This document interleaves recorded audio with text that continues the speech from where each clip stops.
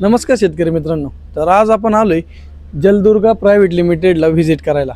आता जलदुर्गा private limited म्हणजे शेतकऱ्यांच्या मोटरसाठी स्टार्टरमध्ये पॅनलमध्ये जे नवनवीन तंत्रज्ञान नवनवीन टेक्नॉलॉजी जी आली ती टेक्नॉलॉजी सर्वात प्रथम कुठे येते तर आपल्या जलदुर्गा प्रायव्हेट लिमिटेडमध्ये. तर चला बघूया. या ठिकाणी आपण एंट्री केल्यानंतर सगळ्यात पहिल्यांदा सुरुवातीला या ठिकाणी जे रॉ मटेरियल येते ते मटेरियलची चेकिंग केली जाते. आता जे मटेरियल खराब झालंय, जे मटेरियल बेंड आहे ते लगेच साईडला काढून जे मटेरियल चांगल्या क्वालिटीचं आहे ते पुढे पाठवलं जातं.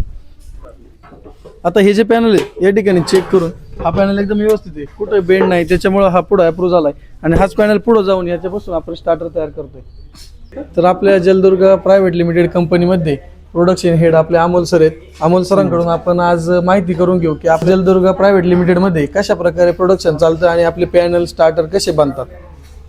आपली सुरुवात पॅनल बॉक्स जे आपल्या असेंबलसाठी सुरुवात होते ती पॅनल बॉक्सपासून होते.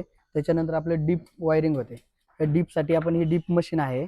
डीप झाल्याच्या नंतर पॅनल बॉक्स जो आहे आपला हा असेंबलसाठी येतो. असेंबलमध्ये ट्रान्सफॉर्मर माउंटिंग आहे आणि कनेक्टर असेंबल. आता ट्रान्सफॉर्मर माउंटिंग आणि कनेक्टर असेंबल ह्या अशा पद्धतीने आपल्याकडे केले जाते. त्याच्यानंतर आपण येतो रिले असेंबलसाठी. रिले असेंबलमध्ये जे आपले डीप केलेले जे वायर्स आहेत ते वायर रिलेला शोल्डर करून रिले असेंबल केला जातो.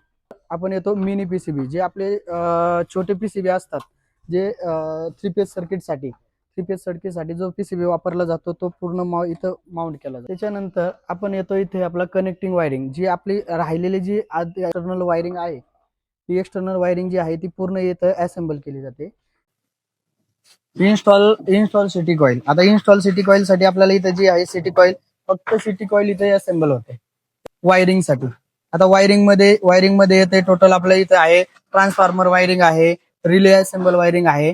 इथून याच्यानंतर आपण येतो रिशोल्डरिंग साठी. जे पण कुठली पण शोल्डरिंग डाय शोल्डर राहिलेली म्हणजे प्रॉपर शोल्डर झाली नाही ती इथं रिशोल्डरिंगचं काम केलं जातं. इथून पुढे आपल्याला येते आता परफॉर्म कंटिन्युटी टेस्टिंग. आता कंटिन्युटी टेस्टिंग मध्ये आपलं प्रॉपर जी वायरिंग शोल्डर वगैरे केलेली आहे रिलेसाठी म्हणा किंवा पीसीबी असेंबल साठी म्हणा ही प्रॉपर टेस्टिंग होते का नाही याच्यासाठी आपल्याला मल्टीमीटरचा वापर करून प्रॉपर टेस्टिंग करून घेतली जाते. हा, तर त्याच्यानंतर आपण येतोय सर आपण प्रोग्रामिंग मध्ये. आता हा जो सर आपण पीसीबी प्रोग्रामिंग केलेला आहे हा कुठल्या पॅनल साठी केलाय? हा सर आपण आता आपण असेंबल जे पाहिलेला आहे त्या असेंबल साठी जो 3 फेजचा पॅनल आहे त्याच्यासाठी हा प्रोग्रामिंग करतो. आपण येतोय स्टिकर मध्ये. स्टिकर आपला पॅनलला कोणता जो पण पॅनल आहे त्या पॅनलला स्टिकर आपलं त्या मॉडेल प्रमाणे लावलं जाते. आता आपण येतो फायनल टेस्टिंग मध्ये. आता फायनल टेस्टिंग मध्ये आपल्याला इथं आता फायनल टेस्टिंग मध्ये आपला पीसीबी पॅनल वर्किंग होतोय का नाही, डिस्प्ले ॲटो वगैरे ऑपरेट व्यवस्थित होतो का नाही, या सगळ्या टेस्टिंग इथं फायनल झाल्या जातात. तर आपल्याकडं फायनल टेस्टिंग मध्ये आपल्याकडं सिंगल फेज, 3 फेज आणि स्टार डेल्टा अशा तिन्ही मोटरवरती वेगवेगळ्या प्रकारचे स्टार्टर आपले हे फायनल टेस्ट करूनच पॅकेजिंग साठी जातात. तो ओके पॅनल स्टिकर वगैरे लावून झाल्याच्या नंतर पॅकेजिंग झाल्याच्या नंतर आपलं फायनल लेबलिंग स्टिकर लागले जाते.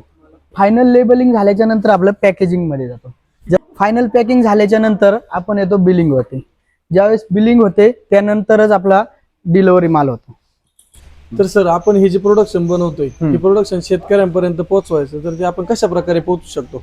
आपले ऑल इंडियामध्ये प्रत्येक स्टेट वाईज जिल्हा वाईज तालुक्या वाईज डिस्ट्रीब्युटर डीलर सगळं काही आपण अपॉइंट केलेले आहेत.